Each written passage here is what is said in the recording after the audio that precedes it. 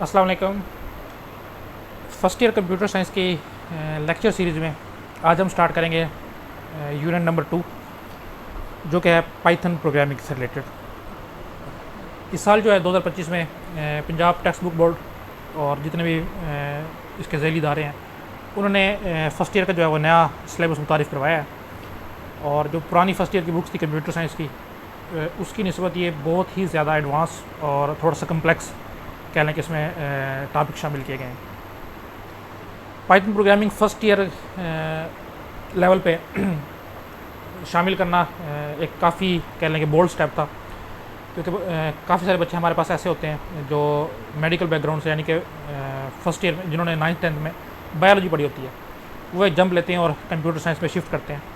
तो उनके लिए जो पहली बुक थी उसमें आसान सी चीज़ें थी जो बेसिक हम 30-40 सालों से पिछले से हमारे टीचर्स ने भी वही पढ़ी, हमें भी वही पढ़ाई गई और आगे हम भी अब 6-7 सालों से वही चीज़ें पढ़ा रहे थे। तो ये एक पैराडिम शिफ्ट है। चीज़ अच्छी है कि हमें जो मॉडर्न कंप्यूटर थीरीज़ हैं या जितने भी मॉडर्न ट्रेंड्स हैं उनके मतलब उनके साथ चलना चाहिए। तो एक लिहाज से ये चीज़ ठीक भी थी, लेकिन इसका असर ये हुआ कि काफ़ी बच्चों को और इवन के इंस्ट्रक्टर्स को भी, मैं देखता हूँ कि मेरे दोस्त अहबाब जितने भी प्राइवेट कॉलेज में पढ़ा रहे हैं उनको खुद हाउ ना वो है ही नहीं सिलेबस की, और वो ठीक भी है क्योंकि हमने भी इतनी एडवांस चीज़ें जो है ना बीएस लेवल पे पढ़ी ही नहीं है। जैसे पाइथन प्रोग्रामिंग की मैं बात करता हूँ, तो हमने बीएस लेवल पे इस लैंग्वेज का सिर्फ नाम तक सुना था, उसके बाद हमने ना कभी खुद से सीखने की कोशिश की और ना हमें ये सिलेबस में पढ़ाई गई। तो हमने C++ और C# जावा वगैरह ये 4-5 लैंग्वेजेस पढ़ी थी, तो इस तरह की लैंग्वेज हमने कोई नहीं पढ़ी थी। तो फर्स्ट ईयर में इसका शामिल होने का अच्छी बात है। ऑल्दो ये सिर्फ एक इंट्रोडक्शन है, एक छोटा सा चैप्टर है जिसमें आथर्स ने कोशिश की है कि वो तमाम तर पाइथन प्रोग्रामिंग से रिलेटेड एक जो ओवरव्यू है वो स्टूडेंट्स को दे दें। और जहाँ तक मुझे लगता है वो ये है कि सेकेंड ईयर की बुक भी जो है ना 2026 से ऑनवर्ड चेंज हो जाएगी और सी प्रोग्रामिंग को शायद ख़त्म करके वहाँ पे पाइथन प्रोग्रामिंग डाल दी जाए। लेकिन ये होना नहीं चाहिए क्योंकि सी जो है वो किसी भी लैंग्वेज को सीखने के लिए जो उसके प्रोग्रामिंग कंसेप्ट्स हैं वो बहुत स्ट्रांग है। अगर आप सी लैंग्वेज को सीखते हैं तो बाकी कोई भी लैंग्वेज सीखना, उसके कंसेप्ट को सीखना आपके लिए इतना कोई खास मुश्किल रहता नहीं है। तो सी लैंग्वेज को होना बहुत ज़रूरी है सेकेंड ईयर लेवल पे, ताकि बच्चों को एक अच्छे से समझ आ सके प्रोग्रामिंग कंसेप्ट्स की। तो हम देखते हैं ये सेकंड चैप्टर है, तो इसमें हम देखते हैं जी क्या क्या हमने पढ़ना है या क्या क्या चीज़ें हम एक्सपेक्ट करते हैं कि स्टूडेंट्स इनको समझेंगे। सबसे पहले हम देखेंगे जी कुछ बेसिक प्रोग्रामिंग कंसेप्ट्स हैं। हम चाहते हैं कि स्टूडेंट्स उनको पिक करे, समझे कि प्रोग्रामिंग होती क्या है, किस तरह से कोई भी चीज़ जो है एक प्रोग्राम बनाया जाता है और वो किस तरह से एक प्रोसेस से गुजर के इस फॉर्म में कन्वर्ट होता है कि वो हम कंप्यूटर पे या किसी भी मशीन पे रन कर सकें। उसके बाद हम पाइथन के सिंटैक्स को देखेंगे। ऑल्दो सी के या C++ के मुकाबले में पाइथन का सिंटैक्स जो है वो काफ़ी रिलैक्स्ड है। पाइथन सिंटैक्स पे इतना ज़्यादा रिस्ट्रिक्ट नहीं करता। उसका मेन फोकस इस बात पे रहता है कि बच्चे जो हैं वो सिंटैक्स को पूरा साल बजाय इसके वो सिंटैक्स को सीखते रह जाएं, सिंटैक्स पे फोकस शिफ्ट करके जो बेसिक प्रोग्रामिंग के कंसेप्ट्स हैं उनको वो समझें। तो इतना ज़्यादा इसका स्ट्रिक्ट नहीं है सिंटैक्स जितना C या C++ का था। तो वो हम इसमें देखेंगे पाइथन का सिंटैक्स क्या है। वेरिएबल्स वगैरह जी हर प्रोग्रामिंग लैंग्वेज में होते ही होते हैं, डेटा टाइप्स हैं, इनपुट आउटपुट ऑपरेशंस हैं, ये सारे प्रोग्रामिंग लैंग्वेज का एक बेसिक पार्ट है। फिर हम ऑपरेटर्स की तरफ जाएंगे। हम देखेंगे कोई भी मैथमेटिकल या कोई भी कैलकुलेशंस वगैरह हैं वो पाइथन में किस तरह से की जाती हैं। एक्सप्रेशन हम देखेंगे एक्सप्रेशन क्या होती हैं, और इसके बाकी जितनी भी ऑपरेटर्स की टाइप्स हैं उसको हम बारे बारे देखेंगे। फिर हम कंट्रोल स्ट्रक्चर पे आएंगे कि हमारा जो एक प्रोग्राम है उसमें हम डिसीजन मेकिंग ख़ास तौर पे किस तरह से करते हैं, या रिपीटिशन वगैरह, आइट्रेशन वगैरह, लूप्स वगैरह। ये एक 2-3 नाम है। अभी जो नए बच्चे नए हैं मेडिकल के बैकग्राउंड के हैं उनके लिए चीज़ें नहीं होंगी, लेकिन आहिस्ता आहिस्ता जब हम इस चैप्टर को स्टडी करेंगे ये चीज़ें क्लियर होना शुरू हो जाएंगी। ये चीज़ें हम देखेंगे क्या है। फिर उसके बाद हम पाइथन मॉड्यूल्स और फंक्शन को देखेंगे और बिल्ट इन डाटा स्ट्रक्चर को देखेंगे। इसमें जब डाटा स्ट्रक्चर का टॉपिक आएगा मैं समझाऊंगा कि डाटा स्ट्रक्चर्स में क्या फ़र्क होता है। 2-3 डाटा स्ट्रक्चर जैसे कि लिस्ट्स और टपल्स जो हैं वो पाइथन की बिल्ट इन डाटा स्ट्रक्चर हैं, उनके बारे में हम पढ़ेंगे। उसके अलावा जनाब ऊप को हम टच करेंगे, ऑब्जेक्ट ओरिएंटेड प्रोग्रामिंग। ये अपने आप में एक वसी समंदर है, बड़े गहरे कंसेप्ट हैं, लेकिन आपको 1-2 पेजेस में सिर्फ इसका ओवरव्यू दिया जाएगा कि ऊप होती क्या है। और उसके बाद मज़ीद थोड़े से एडवांस टॉपिक जैसे कि एक्सेप्शन हैंडलिंग और टेस्टिंग और डिबगिंग वगैरह हम देखेंगे कि पाइथन में किस तरह से की जाती है। तो ये इस चैप्टर का खुलासा है। तो अब हम इसको इंट्रोडक्शन देख लेते हैं, और इंट्रोडक्शन के बाद हम ये देखेंगे कि एक कंप्यूटर को पाइथन रेडी कैसे किया जाता है, यानी कि हम अपने कंप्यूटर में क्या वो ज़रूरी चीज़ें इंस्टॉल करें जिससे हम कोई भी पाइथन प्रोग्राम जो है वो लिखने के और उसको अपने प्रोग्राम में रन करने के काबिल हो सकें। तो इंट्रोडक्शन में उसने ये बात बताई है कि आजकल क्योंकि प्रोग्रामिंग की तरफ लोगों का रुझान ज़्यादा है, तो प्रोग्रामिंग अब जो लैंग्वेजेस हैं एज़ कम्पेयर टू पास्ट, जैसे कि मशीन लैंग्वेजेस या असेंबली लैंग्वेजेस थी, और उसके बाद सी और C++ थी, उनमें कोडिंग कंपैरेटिवली मुश्किल थी। तो अब हमने जो नई लैंग्वेजेस बनाई हैं तो उसमें जो है ना इन चीज़ों को ख़ास मद्देनज़र रखा गया कि लैंग्वेज को ईजिली डिज़ाइन किया जाए ताकि मोर एंड मोर प्रोग्रामर जो है ना वो इस फील्ड में आ सकें। तो उसने ये इंट्रोडक्शन में ये बात बताई है कि पाइथन जो है एक तो पॉपुलर है, बहुत तेज़ी से इसने मार्केट को कैप्चर किया है, और easy to learn programming language है। इसको लर्न करना काफ़ी आसान है कंपैरेटिवली C या C++, जो कि हम इसे पहले पढ़ाया करते थे। हम इसमें सेटअप करना देखेंगे सबसे पहले और इसके बाद कुछ मज़ीद चीज़ें जो हैं वो आती रहेंगी। उसके बाद उसने पाइथन प्रोग्रामिंग के बारे में बताया, और उसने इसमें एक बात उसने लिखी है कि पाइथन का जो स्ट्रेट फॉरवर्ड सिंटैक्स है, मैं इसको हाईलाइट भी कर देता हूँ, and clear structures make it an excellent choice for beginners. कि सिंटैक्स इसका कोई इतना खास मुश्किल नहीं है सीखने का, इसमें कोई इतनी ज़्यादा रॉकेट साइंस नहीं है, तो इसको सीखना बहुत आसान है। इसलिए ये बिगिनर्स के लिए एक अच्छी चॉइस है कि वो प्रोग्रामिंग यहाँ से स्टार्ट करें और जो कंसेप्ट हैं वो सीखना शुरू करें, rather than dealing with complex syntax rule जो कि हमें C और C++ के केस में देखने पड़ते हैं। ये बात इसने पाइथन प्रोग्रामिंग के इंट्रोडक्शन में बताई हुई है। तो उसके बाद उसने कहा है कि जी देखें, प्रोग्राम को हम समझते हैं कि प्रोग्राम होता क्या है और एक प्रोग्राम किन किन मराइल से गुजर के आपके कंप्यूटर में रन होने के काबिल बनता है। तो प्रोग्राम को उसने जो हम सॉफ्टवेयर की डेफिनेशन करते हैं कि set of instructions given to a computer to perform a specific task, कि कोई भी प्रोग्राम है या कोई भी सॉफ्टवेयर है, सॉफ्टवेयर प्रोग्राम में थोड़ा बहुत फ़र्क है, वो आगे चल के हायर क्लासेस में आपको समझ जाएंगे। अभी के लिए हम इनको अल्टरनेटिवली यूज़ करेंगे, कंप्यूटर प्रोग्राम को और कंप्यूटर सॉफ्टवेयर को।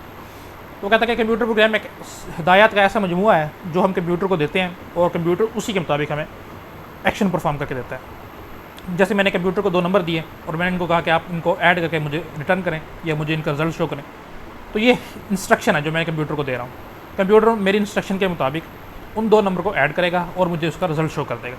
तो ये जो इंस्ट्रक्शन देने का कंप्यूटर को प्रोसेस है या नाम है, इसी को हम प्रोग्राम कहते हैं।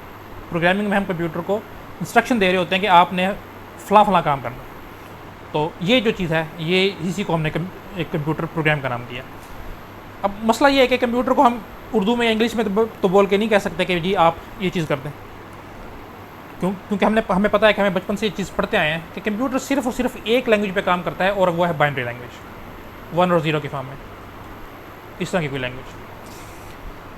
तो जैसे एक बंदा है उसको सिर्फ उर्दू आती है और आपको इंग्लिश, इटालियन, फ्रेंच या काफ़ी सारी लैंग्वेजेस आती हैं, तो आप उसको लेट से फ्रेंच में कुछ कह रहे हैं तो उसको कोई समझ नहीं आएगी कि आप क्या कहना उसको चाह रहे हैं, जब तक कि आप उसको उसी लैंग्वेज में नहीं बताएंगे जो उसको आती है, दैट इज़ उर्दू। एग्जैक्टली यही काम कंप्यूटर के केस में है। कंप्यूटर को जब तक हम उसकी ज़बान में नहीं बताएंगे कि आपने क्या काम करना है या हम आपसे क्या काम लेना चाह रहे हैं, तो कंप्यूटर हमें उसके मुतालिक कोई भी चीज़ नहीं करके देगा, ना उसको पता चलेगा हम उसको क्या कहना चाह रहे हैं। तो हमने कोई भी चीज़ कंप्यूटर को बतानी है, कंप्यूटर की ही लैंग्वेज में बतानी है। अब मसला ये है कि कंप्यूटर अंडरस्टैंड करता है सिर्फ बाइनरी लैंग्वेज को। बाइनरी लैंग्वेज को में चीज़ें लिखना, याद रखना, इनके कमांड्स को याद रखना, ये बहुत ज़्यादा टफ काम है। तो इतना ज़्यादा टफ काम हम प्रोग्रामर के एंड पे नहीं छोड़ते। हम क्या करते हैं, हमने अपने तरफ से कुछ लैंग्वेजेस डेवलप कर ली, जैसे C है, C++ है। हमने कहा जी हम ये ऑलमोस्ट जो है ना इंग्लिश लाइक लैंग्वेजेस हैं, इसमें जो भी आपने काम करना होता है थोड़ा बहुत मॉडिफिकेशन के साथ इंग्लिश लाइक स्टेटमेंट्स में हम इसको कहते हैं कि इंग्लिश की तरह लिख के देते हैं। तो हम इसमें ऐसी लैंग्वेजेस में अपने प्रोग्राम को लिखेंगे, इंस्ट्रक्शन को लिखेंगे, उसके बाद हम इसको एक सॉफ्टवेयर को देंगे, वो आगे चल के अभी आ जाएगा नेक्स्ट टॉपिक पे कि वो सॉफ्टवेयर क्या होता है, और वो सॉफ्टवेयर इसको कन्वर्ट कर देगा बाइनरी लैंग्वेज में। और ये बाइनरी लैंग्वेज में जो कोड कन्वर्ट होगा या इंस्ट्रक्शन कन्वर्ट होगी, ये मैं दूंगा CPU को और CPU इनको एग्जीक्यूट कर देगा। तो मेरा काम यहाँ पे आसान हो गया। तो इसने यही बताया हुआ कि प्रोग्रामिंग लैंग्वेज क्यों ज़रूरी है। प्रोग्रामिंग लैंग्वेज इसलिए ज़रूरी है कि हमने जो काम लेना है वो हमें किसी न किसी तरीके से कंप्यूटर को बताना पड़ता है।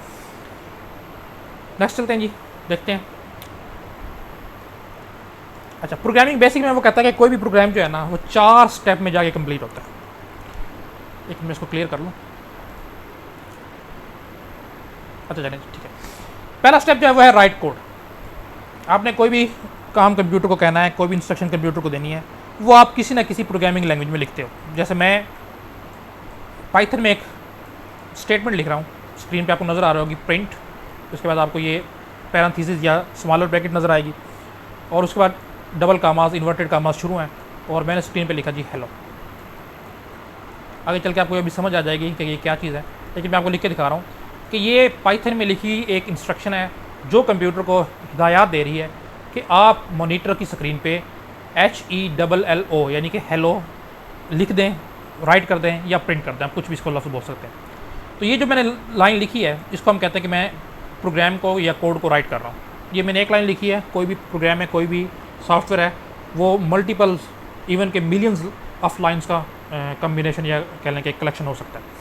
तो पहला स्टेप किसी भी प्रोग्राम को बनाने में, किसी भी सॉफ्टवेयर को बनाने में ये है कि आप उसका प्रोग्राम जो है वो किसी न किसी कोड जो है किसी न किसी प्रोग्रामिंग लैंग्वेज में लिखते हैं। दूसरा स्टेप जो हमारे पास है वो है कंपाइल या इंटरप्रेट का। अभी मैं बता रहा था कि हम जो है कोई भी प्रोग्राम लिखते हैं अपनी हिसाब से लैंग्वेज में, जैसे कि C या C++ में मैंने लिखा, और इसको मैंने एक सॉफ्टवेयर को दिया जी, और ये सॉफ्टवेयर क्या करता था जी, ये इसको कन्वर्ट कर देता था बाइनरी फॉर्म, इस तरह की फॉर्म। तो ये सॉफ्टवेयर मेरा काम आसान कर रहा था। इस सॉफ्टवेयर का नाम है ट्रांसलेटर, तर्जमा करने वाला। ये बिल्कुल ऐसे ही है जैसे आपने कभी देखा होगा कि पाकिस्तान के प्राइम मिनिस्टर लेट से किसी फॉरेन कंट्री चाइना के विज़िट पे गए हैं जी।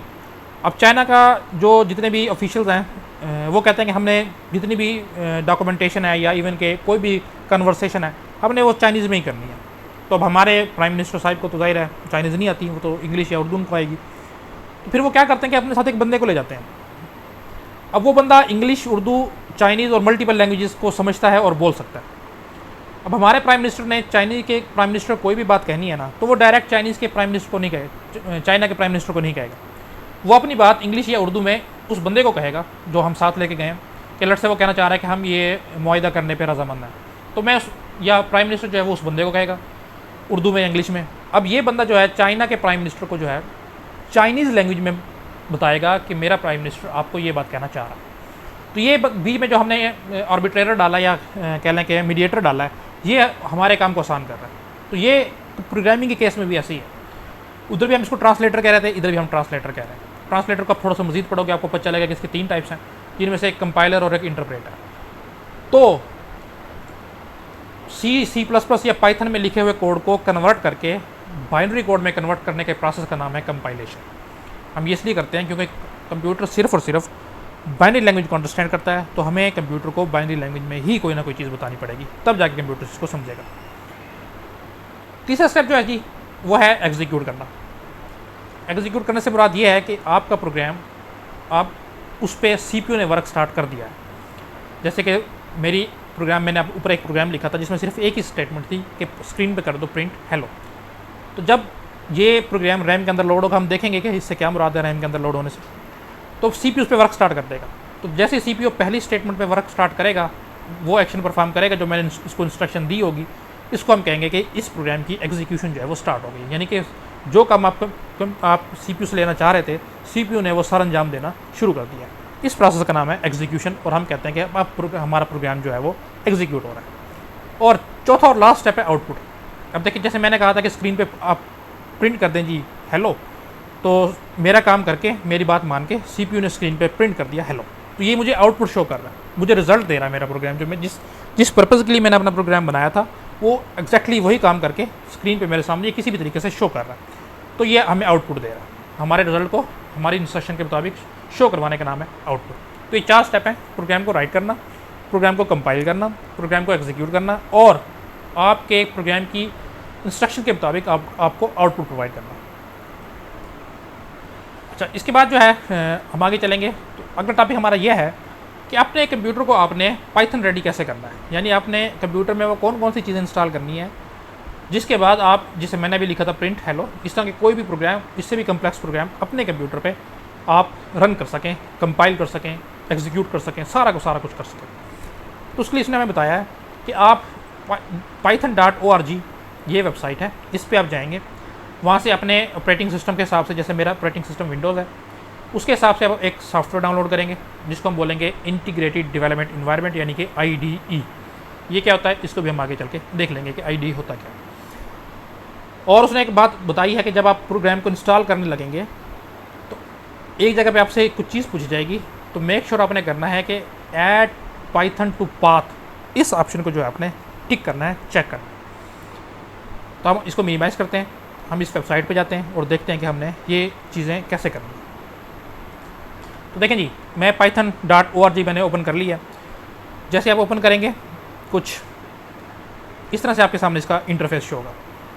आपने सीधा आना है डाउनलोड्स के ऑप्शन पे, आपको नज़र आ रहा होगा। डाउनलोड्स के ऑप्शन में आके आपने विंडोज़ के ऑप्शन में आना है और विंडोज़ के बाद आपने यहाँ पे आ जाना है, ये लिखा हुआ है पाइथन 3.13.5। ये पाइथन का लेटेस्ट वर्जन है जिसको हम पाइथन 3 भी बोलते हैं। और नीचे एक नोट लिखा हुआ है कि अगर आपके पास विंडोज़ 7 जैसे लोअर है, जैसे कि विंडोज़ 7 है या विंडोज़ XP है, तब आप पाइथन का 3.13.5 वर्जन जो है वो उस पर रन कर नहीं कर सकते। उसके लिए फिर आपको ज़रूरी होगा कि आपने 3.9 या इससे लोअर वर्जन इंस्टॉल करना है। ये कहाँ से करना है ये भी मैं आपको थोड़ी देर में बता देता हूँ।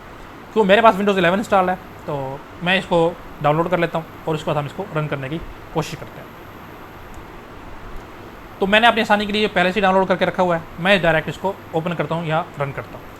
तो ये जी वो प्रोग्राम है या वो सॉफ्टवेयर है जो मैंने कहा कि आपने डाउनलोड करना है। ये डाउनलोड हुआ पड़ा है मेरे पास, मैं इस पर इसको रन करता हूँ डबल क्लिक करके या जिस तरह भी आप करना। तो देखें जी, जैसे आप इसको करेंगे तो इस तरह का आपके पास ऑप्शन आएगा और ये वो चीज़ है जहाँ पे आप मेरा कर्सर देख सकते हैं, ऐड पाइथन टू पाथ। देखें जी, मैंने इसको हाईलाइट भी पॉइंटर को कर दिया है।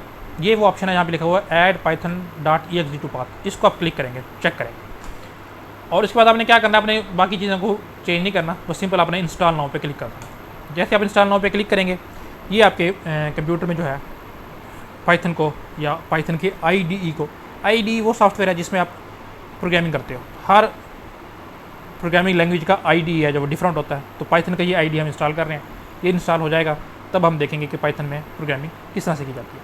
तो ये बस हार्डली 1 मिनट लेगा, उसके बाद ये जो है इंस्टॉल हो जाएगा, फिर हम इसको रन करेंगे। तो ये जी हमारा IDE जो है यानी कि इंटीग्रेटेड डेवलपमेंट इन्वायरमेंट, ये इंस्टॉल हो गया है। ये आपसे कह रहा है कि अगर आप पाइथन में न्यू हैं तो ऑनलाइन ट्यूटोरियल देख सकते हैं कि इसको कैसे करना है आपने, या वो कह रहा है कि आप PY टाइप करके भी स्टार्ट मेन्यू से वो चेक कर सकते हैं। हम इसको देखते हैं। फिर नीचे वो डिसेबल कुछ का ऑप्शन दे रहा है, इसको आपने एज इट इज़ रहने देना है, यहाँ से आपने कर देना है क्लोज। अब आपके कंप्यूटर में जो है पाइथन का IDE जो कि है CLI बेस्ड यानी कि कंसोल बेस्ड, वो इंस्टॉल हो चुका है। वो आप कैसे चेक करेंगे, आप आएंगे जी स्टार्ट मेन्यू में, स्टार्ट मेन्यू में आके आपने PYTH ये टाइप करना है।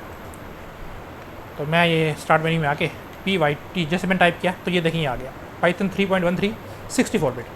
इसको मैं ओपन कर लेता हूँ तो कुछ इस तरह से आपके सामने ये स्क्रीन शो होगी। मैं इसको थोड़ा सा छोटा कर लेता हूँ।